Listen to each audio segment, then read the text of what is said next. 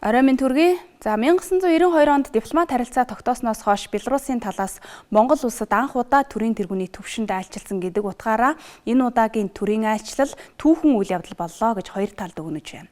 Айлчлалын хүрээнд засгийн газар хооронд, байгууллага хооронд 14 гэрээ хэлэлцээр, хувийн хөвшил аж ахуйн нэгж хооронд 15 гэрээ, нийтдээ нэг 30-аад гэрээ хэлэлцээр байгууллаа. За эдгээрээс хоёр орны харилцааг ахиулан хамтын ажиллагааг хөгжүүлэх зорилгоор найрсаг харилцаа хамтын ажиллагааны гэрээ байгуулж хоёр талын харилцааны замын зураглалыг гаргасан нь бол гадаад бодлого талдаа бодиттой үр дүн.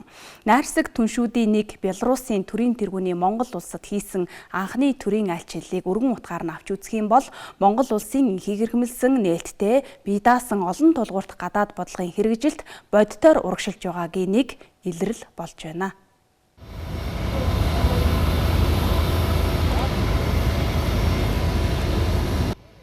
1992 онд дипломат харилцаа тогтоосноос хойш 32 жилийн хугацаанд Монгол улс Белорус улстай найрсаг харилцааны төвшөнд харилцаж ирсэн. Өнгөрсөн 30 гаруй жилийн хугацаанд манай талаас Белоруст өндөр дээд төвшөнд айлчлал хийж байгаагүй. Харин Белорусын талаас төрийн тэргүүний төвшөнд Монгол улсад хийсэн энэхүү төрийн айлчлал яа харахгүй анхных гэдгээрээ түүхэн ач холбогдолтойд тооцогдож байна.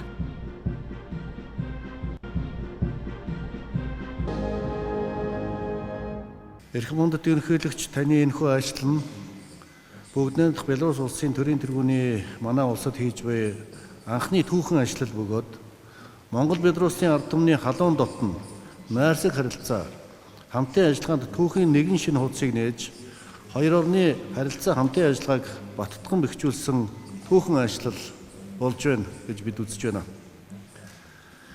Монгол улс Белорус улс 1992 онд дипломат харилцаа тогтоож байсан хэдий ч манай хоёр улсын харилцаа хамтын ажиллагаа ард түмний нөхөрлөл түүнээс ч илүү баялаг төвхтэй юм а. Бүгдийн Белорус улсын тусгай тогтнол бүрэн эрхт байдлыг 1991 онд хамгийн түрүүнд хүлээн зөвшөөрсөн улсуудын нэг нь Монгол улс байсан бөгөөд энэхүү түүхэн чухал цаг мөчид бид Белорусын ард түмэнтэй хамт байснаа эргэн дурсахад бас таатай сайхан байна.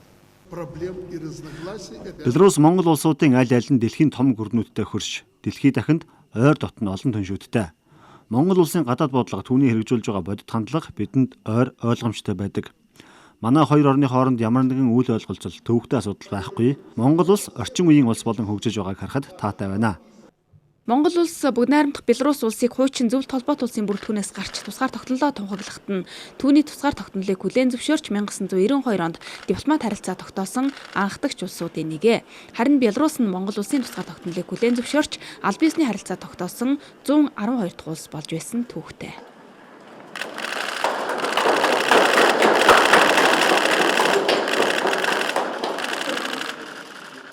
Тэгэхээр энэхүү айлчлалын хүрээнд бол олон үр дүн гарсан. Айлчлалыг том зургаар нь аваад үзэх юм бол нэгдүгээр түүхэн айлчлал зогсохгүй найрсаг, уламжлалт найрсаг харилцаатай Белорус улсын бас ард түмэнтэй харилцаа холбоогоо сайжруулах, харилцаагаа идэвхжүүлэх энэ чиглэлд бол их бодиттой ажлууд хийгдсэн. Монгол улс бол олон улсын нийтээр хүлээн зөвшөөрсөн эрх зүйн зарчмын хэмжээг баримтлан дэлхийн бүх улстай инх тайвнж одоо эрхэмсэн гадаад бодлого явуулна гэдэг. Тэгэхээр ер нь бол ялангуяа Монгол улс бол энэ гадаад бодлогын нэг чухал зарчим байдаг. Энэ зарчим бол юу вэ гэхээр бид нар бол гадаад харилцаанд нэгдмэл байдлыг хадгалж өөрөөр хэлбэл одоо уламжлалт байр сууриа одоо хэвээр үргэлжлүүлэх явдал гэж үүдэг. За энэ бол өөрөөр хэлбэл юу гэсэн үг вэ гэхээр бид нар бол шинэ найзтай боллоо гэд хуучин найзаа мартахгүй гэсэн.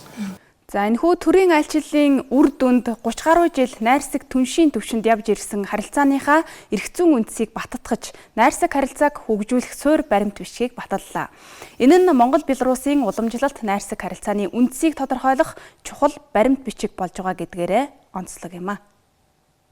Мөн 2024-өөс 2026 оны хооронд харилцааг үргэлжлүүлэн хөгжүүлэх замын зураглаа гаргаж, худалдаа эдийн засаг, үндэсний аюулгүй байдал, хөдөө аж ахуй, хууль эрх зүй, шинжлэх ухаан, боловсрол, барилга, уул уурхай, спорт, аялал жуулчлал, соёл, мэдээлэл зэрэг олон салбарт харилцан ашигтай хамтын ажиллагаа хөгжүүлэх хамтын ажиллагааны 10 гаруй хэлэлцээр байгууллаа. Эрх зүйн орчныг ингэж бүрдүүлснээр эрчим хүч, хөдөө аж ахуйн, үйлдвэрлэлийн технологи, ангаах ухаан, эм зүй, хийм болон наано зэрэг өргөн хүрээтэй салбарт хамтран ажиллах боломж нээгдэж байгаамаа. Өнгөрсөн 30 гаруй жилийн хугацаанд Монгол улс Белорустай шинжлэх ухаан, боловсрол, хөдөө аж ахуй, тээврийн салбарт түлхүү хамтран ажиллаж ирсэн юм а. хамгийн чухал баримт бичиг нь юу вэ гэхээр зэрэг манай улсын харилцааг батгаж өгсөн энэ олон улсын эрх зүйн дагуу манай Монгол улс болон Беларусь улсын хооронд харилцаа хамтын ажиллагааны тухай гэрээнд бол хоёр улсын ерөнхийлөгч гар үсэг зурсан. За үүнээс гадна ард иргэдийн өдөр тутмын амьдрал чухал ач холбогдолтой бас хоёр том гэрээнд гар үсэг зурлаа. Үүний нэг нь юу вэ гэхээр манай хоёр улсын оюутан залуус болон сурагчид бас харилцан суралцахад боломжтой болж байгаа. Түүнээс гадна бол одоо хоёр улс бакалавр, магистр болон докторийнхоо зэргийн дипломыг бол бас харилцан хүлээн зөвшөөрсөн ийм баримт бичвэр гар үсэг зурлаа. За боловсрол шорилшин ухааны яам болон Беларусын боловсролын яамд хооронд бас хамтран ажиллах 24-26 оны замын зураглал гэж баримт бичвэр гар үсэг зурсан. Тэр бом модын хөтөлбөрийн хүрээнд манайх бол ойн одоо нөхөн үржүүлэх, ойг нөхөн сэргээх, ой цэвэрлэх зэрэг одоо чиглэлүүдээр нэг бас баггүй техник технологиг авах, за мөн мэрэгчлэнүүдэд сургах одоо боломжууд бас бүрдэж байгаа. Монгол Беларусын худалдаа эдийн засгийн харилцаа нэг их өргөн биш байгаа. Худалдааны эргэлт 2023 оны байдлаар 33 сая Америк долларын түвшинд байна. За хоёр талын худалдаанд Беларусаас бараа нийлүүлэлт давмгайлж, Монголоос бол Беларус руу 500 мянган Америк долларын бараа бүтээгдэхүүн л одоо экспортлж байгаа. Иймд Монгол улс Беларустай худалдааны эргэлтээ 2 дахин нэмэгдүүлэх зорилт тавьж, за үүнд бизнес хөрөнгө оруулалт, техник технологийн хамтын ажиллагаа чухал үүрэгтэй гэсэн үүднээс бизнес хувийн хвшлийнхнийг өргөнөөр оролцуулсан бизнес форумыг Улаанбаатар хотноо зохион байгуулж, за хамтын ажиллагааны 15 гэрээ хэлэлцээр байгууллаа. Мөн Беларусын талаас дэд бүтцийн салбарт техник технологи нийлүүлэх сонирхлоо илэрхийлж, уул уурхайн үйлдвэрлэл хөдөө аж ахуйн онцгой байдлын салбарт машин, тоног төхөөрөмж, техник хэрэгсэл нийлүүлэхээр тохирлоо. Бизнес форумын үеэр бол яхахгүй нийтдээ 15-16 баримт бичигт бол гар үсэг зурж, хувийн хвшил компаниуд хоорондын бол гэрээн дээр гар үсэг зурагдсан. Энэ бол өөрөө юуг харуулж байгаа нөхөр нэгдүгээр Беларусь улсын аж ахуйн нэгжүүд Монгол улстай хамтарч ажиллах, Монгол бизнес эрхлэх, монголчуудтай хамтран ажиллах боломжтой гэдгийг олж хараад мөн өөрсдөө сонирхоод ирж байгаа гэсэн 100 гаруй компани бол манай улсад ирсэн байгаа. За үүнээс гадна энэхүү гэрээнүүдийн хүрээнд бол тодорхой худалдаа эдийн засгийн харилцаа бол хөгжин, хөрөнгө оруулалтын асуудлаар бол ярилцаж, бие биенийхээ одоо хоёр орны худалдаа хөрөнгө оруулалтын эрх зүйн орчинтой бол танилцаж, за мөн ямар бодит бараа бүтээгдэхүүнүүдийн байдгийн хоёр талаасаа ямар бараа бүтээгдэхүүн дээр худалдаа харилцаа хийж болохын гэдгээ бол ярилцсан ийм бодит үр дүнтэй арга хэмжээ байлаа. Нэгдүгээр хөдөө аж ахуйн салбарыг механикжуулах өргөн боломж байгаа. Энэ хүрээнд үр тариа хураах трактор комбайнаас гадна тэжээл бэлтгэх болон өрхийн аж ахуй эрхлэгчдэд цахилгаан тоног төхөөрөмж нийлүүлэх боломжтой. Хоёрдугаарт Монгол улсын эдийн засгийн гол бүрдүүлэх уул уурхайн салбарт БелАЗ машины үйлдвэрээс машин механизм нийлүүлэх талаар ярилцаж байна. Беларусь нь хөдөө аж ахуй тус салбарын техник технологийн салбарт туршлагатай, эдийн засгийнх нь баггүй хувийг бүрдүүлдэг хөдөө аж ахуйн салбарт олон улстай хамтын ажиллагааг өргөжүүлэх сонирхолтой байгаамаа. Энэ ч үүднээс Беларусын төрийн тэргүүний альчилын бүрэлдэхүүнд хөдөө аж ахуйн сайд нь тус салбарын тэргүүлэгч компаниуд бизнесийн салбарынхан гээд 200 орчим төлөөлөл багтсан. Харилцааг эдийн засгийн агуулгаар баяжуулахад чиглэсэн харилцан ашигтай тодорхой төсөл хөтөлбөрүүдийг хамтран хэрэгжүүлэхээр дээд түвшиндөө тохиролцлоо.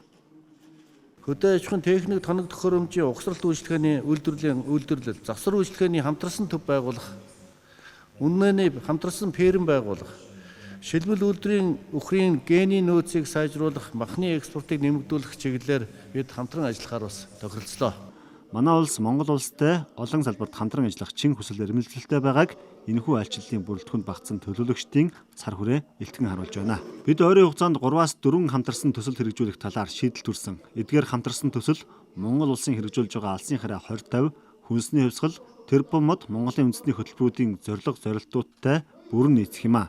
Бид уул уурхай, үйлдвэрлэл, хөдөө аж ахуй, онцгой байдлын салбарт Беларусын машин техник тоног төхөөрөмжийг нийлүүлэхээр тохиролцлоо. Беларусын тал бол өхрүүдээ ачуулаад эхэлсэн. Удахгүй одоо энэ наадмын өмнө одоо ороод ирэх баха гэсэн юм юутай байна. Тэгээд үндсэндээ нэг хот суурин газрын иргэдийн сүүн бүтээгдэхүүний хангамжийг нийлүүлэхэд бол түлхэж боллоо гэж одоо бас бодож байна. Айлчлалын хүрээнд хүмүүлгийн салбарт ялангуяа иргэдийн амьдралд тус төхөн үзүүлэх биз хэд хэдэн чухал баримт бичиг байгуулсан юм а. Тухайлбал жолоодох эрхийн үнэмлэхийг харилцан хүлээн зөвшөөрөхөөр болж байна. Хоёр тал 2013 онд визний шаардлагаас чөлөөлөх тухай хэлэлцээр байгуулсан. Энэ дагуу хоёр орны иргэд 90 хоногийн хугацаанд харилцан визгүй зорчиж байгаа. Харилцан зорчих урсгалыг харах юм бол Беларусь талаас Монгол улсад аялал жуулчлах нь давмгай, Монгол талаас цөөн тооны иргэд зорчдог. Өнөөдрийн байдлаар Монгол улсын 30 гаруй иргэн Беларусь улсад сурч ажиллаж байна. Иймд хоёр орны хооронд аялал жуулчлалыг нэмэгдүүлэхийн тулд хувийн хвшлийн байгууллага хоорондын харилцааг хөгжүүлж хөрөнгө оруулалтыг нэмэгдүүлэх зорилт тавьж байна. Беларусын ерөнхийлөгч Александр Лукашенко Монгол улсын ерөнхийлөгч Ухнагийн хүрэлцэхүйг тааламжтай цаг үедээ Беларусь улсад айлчлахыг урьлаа. Беларусын төрийн тэргүүн 2024 он гарснаас хойш Монгол улсад төрийн айлчлал хийсэн 2 дахь өндөр дээд зочин байлаа. Өмнө нь бид Европоос Герман улсын төрийн тэргүүнийг хүлээж авсан. Эх 7 хоногт дахиад Зүүн өмнөд Азаас төрийн айлчлал хүлээж авах гэж байна. Өндөр дээд айлчлал ойр ойрхон ингэж хэрэгжинэ гэдэг бол Монгол улсын гадаад харилцаа идэвхтэй, нээлттэй, залгамж чанараа хадгалж байгааг илтгэж байна.